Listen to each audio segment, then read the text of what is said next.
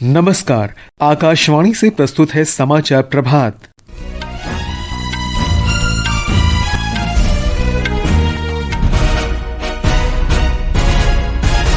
भारत और ब्राजील अगले 5 वर्षों में आपसी व्यापार को दोगुना कर $20 अरब करने पर सहमत हुए।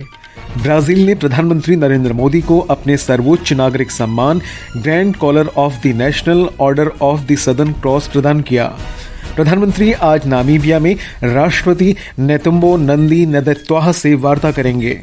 दिल्ली और राष्ट्रीय राजधानी क्षेत्र में समय सीमा पूरी कर चुके वाहनों को 1 नवंबर से ईंधन नहीं मिलेगा। दिल्ली मंत्रिमंडल ने सरकारी स्कूलों में स्मार्ट क्लासरूम के लिए 900 करोड़ रुपए से अधिक की मंजूरी दी। और ऋषभ यादव तथा ज्योति सुरेखा वेन्नम ने स्पेन में तीरंदाजी विश्व कप के चौथे और अंतिम चरण में कंपाउंड स्पर्धा जीतकर भारत को शीर्ष पर पहुंचाया। समाचार प्रभात के साथ मैं निखिल कुमार। प्रधानमंत्री नरेंद्र मोदी ने अगले 5 वर्ष में ब्राजील के साथ व्यापार को बढ़ाकर $20 अरब तक ले जाने का लक्ष्य निर्धारित किया है। दोनों देश मार्कोसुर व्यापार समझौते का दायरा बढ़ाने पर भी सहमत हुए ताकि इसमें और अधिक भारतीय उत्पादों को शामिल किया जा सके और भारतीय निर्यातकों के लिए बड़े बाजार उपलब्ध हो सकें। हमने हर क्षेत्र में सहयोग को सुदृढ़ करने पर बात की। हमने आने वाले 5 वर्षों में द्विपक्षीय व्यापार को $20 बिलियन तक ले जाने का लक्ष्य निर्धारित किया है। श्री मोदी ने भारत की तरह ही ब्राजील में भी डिजिटल भुगतान के लिए यूनिफाइड पेमेंट्स इंटरफेस यानी यूपीआई शुरू करने में सहयोग की घोषणा की। उन्होंने कहा कि आतंकवाद के खिलाफ लड़ाई में भारत और ब्राजील की सोच एक जैसी है। प्रधानमंत्री ने कहा कि दोनों पक्षों का दृढ़ विश्वास है कि आतंकवाद से निपटने में किसी भी प्रकार के दोहरे मापदंड के लिए कोई जगह नहीं है। आतंकवाद के खिलाफ लड़ाई पर हमारी सोच समान है। Zero tolerance and zero double standards. हमारा स्पष्ट मत है कि आतंकवाद पर दोहरे मापदंडों का कोई स्थान नहीं है। हम आतंकवाद और आतंकवाद के समर्थकों का कठोर विरोध करते हैं। हम अपने रक्षा उद्योगों को आपस में जोड़ने के प्रयास जारी रखेंगे। आर्टिफिशियल इंटेलिजेंस और सुपर कंप्यूटर में हमारा सहयोग बढ़ रहा है। यह समावेशी विकास और ह्यूमन सेंट्रिक इनोवेशन की हमारी एक जैसी सोच का प्रमाण है। ब्राजील में यूपीआई के एडॉप्शन पर भी दोनों पक्ष मिलकर काम कर रहे हैं। दोनों नेताओं की बैठक में 3 समझौतों पर हस्ताक्षर किए गए। इनमें एथेनॉल ईंधन और नवीकरणीय ऊर्जा, जैव ईंधन सहित तथा आतंकवाद और अंतर्राष्ट्रीय व्यापार पर खुफिया जानकारी का आदान प्रदान करना शामिल है। इस अवसर पर प्रधानमंत्री को ब्राजील के सर्वोच्च नागरिक सम्मान national Order of the Southern cross के ग्रैंड कॉलर से सम्मानित किया गया। श्री मोदी ने इसके प्रति आभार प्रकट किया। राष्ट्रपति जी द्वारा मुझे ब्राजील के सर्वोच्च राष्ट्रीय सम्मान से विभूषित किया जाना मेरे लिए ही नहीं बल्कि 140 करोड़ भारतवासियों के लिए भी अत्यंत गर्व और भावुकता का पल है। मैं इसके लिए उनका, ब्राजील सरकार और ब्राजील के लोगों का हृदय से आभार व्यक्त करता हूँ। विदेश मंत्रालय में सचिव पी कुमारन ने कहा है कि प्रधानमंत्री नरेंद्र मोदी और ब्राजील के राष्ट्रपति लुइस इनासियो लुला दा सिल्वा ने अपनी अर्थव्यवस्था में कृषि क्षेत्र के महत्वपूर्ण योगदान को स्वीकार किया है। श्री कुमारन ने ब्राजीलिया में कहा कि प्रधानमंत्री ने विभिन्न क्षेत्रों में ज्ञान, सर्वोत्तम कार्यशैली और प्रौद्योगिकी हस्तांतरण में सहयोग बढ़ाने का प्रस्ताव रखा। दोनों पक्षों के बीच डिजिटीकरण और डिजिटल सार्वजनिक ढांचे के क्षेत्र में सहयोग पर भी चर्चा हुई। During the bilateral talks, both leaders discussed the entire spectrum of the partnership. It includes defense and security, agriculture, food and nutritional security, energy transformation and climate change, digital transformation and artificial intelligence and other emerging technologies, industrial partnerships, including defense industries, critical minerals, oil and gas, and also bioenergy and pharmaceutical industry, and also business and private sector cooperation, including trade and investments. प्रधानमंत्री नरेंद्र मोदी 5 देशों की अपनी यात्रा के अंतिम चरण में आज नामीबिया के विंडहुक पहुंच रहे हैं। राष्ट्रपति नेतुम्बो नंदी नदैत्वाह के निमंत्रण पर यह श्री मोदी की पहली और भारत के किसी भी प्रधानमंत्री की तीसरी नामीबिया यात्रा है। इस यात्रा के दौरान नामीबिया के साथ आर्थिक साझेदारी बढ़ाने के लिए दोनों देशों के बीच प्रतिनिधिमंडल स्तर की वार्ता होगी। नामीबिया प्रधानमंत्री मोदी को अपने सर्वोच्च नागरिक पुरस्कार से सम्मानित करेगा। श्री मोदी नामीबिया की संसद को भी संबोधित करेंगे। प्रधानमंत्री की नामीबिया यात्रा के संबंध में अधिक जानकारी के लिए हम बात करते हैं अपनी संवाददाता अपर्णा से। अपर्णा, आज की यात्रा में क्या मुख्य कार्यक्रम है?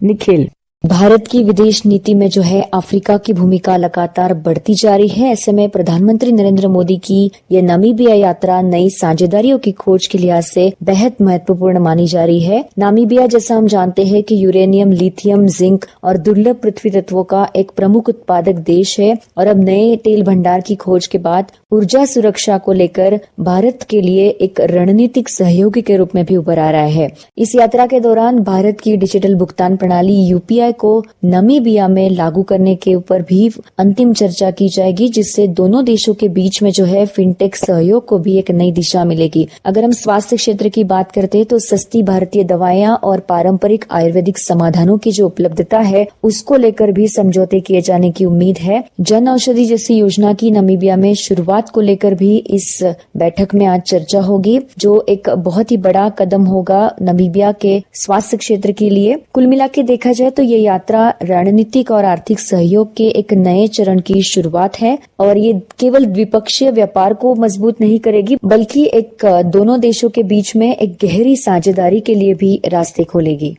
जी अपर्णा, नामीबिया में जो प्रवासी भारतीय हैं वो इस यात्रा का किस तरह से इंतजार कर रहे हैं? निखिल, जहाँ तक प्रवासी भारतीयों की बात है तो इस ऐतिहासिक दौरे को लेकर बेहद उत्साहित है। उनके लिए एक गर्व और जुड़ाव का अनुभव है क्योंकि पहली बार प्रधानमंत्री नरेंद्र मोदी नामीबिया आ रहे हैं। जी, हालांकि नामीबिया में भारतीय समुदाय की संख्या कम है लेकिन उनकी मौजूदगी का असर गहरा है। अगर हम नामीबिया के अर्थतंत्र में खासकर हीरा और खनन उद्योग की बात करते हैं तो भारतीय कंपनियों की एक अहम भूमिका रही है। इस दौरे को लेकर भारतीय व्यवसायी आशावादी है और उन्हें उम्मीद है कि प्रधानमंत्री नरेंद्र मोदी जी की इस यात्रा से दोनों देशों के बीच में निवेश और व्यापार के अवसर बढ़ेंगे और तकनीकी सहयोग के लिए भी नए रास्ते खुलेंगे।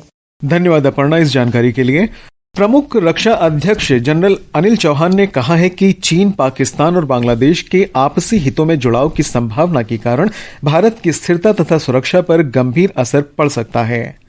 जनरल चौहान ने ऑब्जर्वर रिसर्च फाउंडेशन के कार्यक्रम में कहा कि हिंद महासागर क्षेत्र के देशों में आर्थिक कठिनाइयों के कारण बाहरी शक्तियों को अपना प्रभाव बढ़ने का अवसर दिया है, जो भारत के लिए एक संवेदनशील मामला है। उन्होंने कहा कि भारत परमाणु हथियारों की धमकी से नहीं डरेगा और ऑपरेशन सिंदूर परमाणु शक्ति संपन्न दो देशों के बीच संघर्ष का एकमात्र उदाहरण है। Operation Sindoor is the only example of a conflict between two nuclear weapon states. There have been hundreds of conflicts ever since nuclear weapons have been invented, but only one of the belligerents could have been a nuclear weapon state, the other was normally none. So in future, we'll have to be prepared for that old and new kind of warfare together. ये समाचार आकाशवाणी से प्रसारित किए जा रहे हैं। ताज़ा समाचार जानने के लिए आप हमारे social media handle x@AIR News Hindi को फॉलो कर सकते हैं। समाचार प्रभात में आपका फिर स्वागत है। वायु गुणवत्ता प्रबंधन आयोग ने पुराने वाहनों को ईंधन देने संबंधी अपने पहले के निर्देश में संशोधन किया है। आयोग ने कहा है कि दिल्ली, गुरुग्राम, फरीदाबाद, गाजियाबाद, गौतम बुद्ध नगर और सोनीपत में इस वर्ष 1 नवंबर से पुराने वाहनों को ईंधन नहीं मिलेगा। ये प्रतिबंध अगले वर्ष 1 अप्रैल से राष्ट्रीय राजधानी क्षेत्र के अन्य जिलों में भी लागू होगा। दिल्ली सरकार ने अपने स्कूलों में स्मार्ट क्लासरूम के निर्माण के लिए 900 करोड़ रुपए से अधिक की मंजूरी दी है। दिल्ली में राष्ट्रीय शिक्षा नीति के क्रियान्वयन को भी स्वीकृति दी गई है। शिक्षा मंत्री आशीष सूद ने बताया कि व्यापक डिजिटल क्लासरूम विस्तार योजना के अंतर्गत 75 मुख्यमंत्री श्री विद्यालयों में 2446 स्मार्ट ब्लैक बोर्ड लगाए जाएंगे। स्मार्ट ब्लैक बोर्ड्स के लिए एडवांस स्टेज में हमारी सरकार टेंडर तक पहुंच चुकी है। जो सीएम श्री स्कूल में 2446 स्मार्ट ब्लैक बोर्ड्स लगेंगे। 5 चरणों में 9वीं से लेके 12वीं तक के 18,966 classrooms will be added. Bihar सरकार ने सरकारी नौकरियों में महिलाओं के आरक्षण के संदर्भ में अधिवास नीति लागू करने का निर्णय लिया है। राज्य में 2016 से महिला अभ्यर्थियों के लिए सरकारी नौकरियों में 35% आरक्षण कोटा निर्धारित किया गया है। जम्मू कश्मीर में अमरनाथ तीर्थ यात्रा के शुरुआती 6 दिन में 1,11,000 से अधिक भक्त पवित्र गुफा के दर्शन कर चुके हैं। 18,000 से अधिक तीर्थयात्रियों ने कल पवित्र गुफा में दर्शन किए। हज समिति ने हज 2026 के लिए आवेदन प्रक्रिया शुरू कर दी है। हज यात्री आधिकारिक हज पोर्टल या हज सुविधा मोबाइल ऐप के माध्यम से अपना आवेदन जमा कर सकते हैं। ऑनलाइन आवेदन विंडो 31 जुलाई तक खुली रहेगी। अमेरिका के राष्ट्रपति डोनाल्ड ट्रंप ने इजरायल के प्रधानमंत्री बेंयामिन नेतन्याहू से दूसरी बार मुलाकात कर गजा में चल रहे युद्ध पर चर्चा की है। दोनों नेताओं की बैठक राष्ट्रपति ट्रंप के दूत स्टीवन विटकॉफ के इस बयान के बाद हुई है कि इजरायल और हमास 60 दिन के संघर्ष पर राजी हो सकते हैं। और अब खेल जगत की खबरों के साथ है मनोज।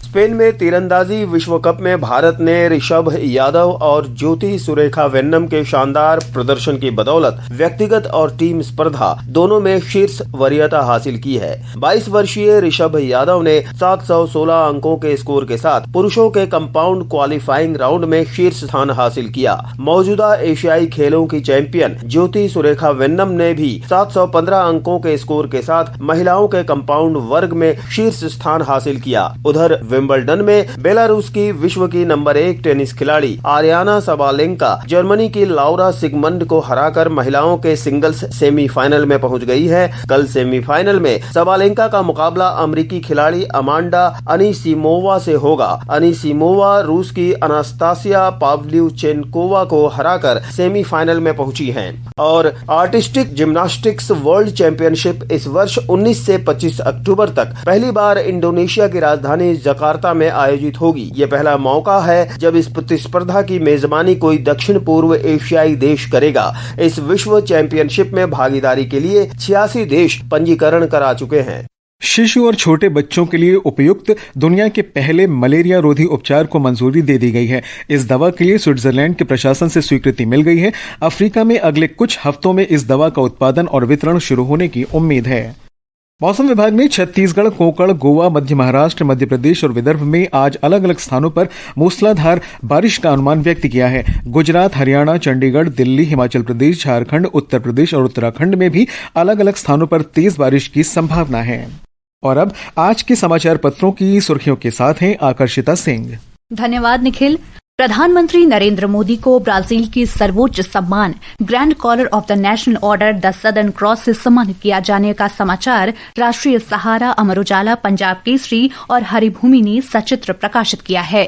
जनसत्ता और वीर अर्जुन ने ब्राजील में प्रधानमंत्री के इस बयान को सुर्खी बनाया है, आतंक पर दोहरे मापदंड के लिए कोई जगह नहीं है।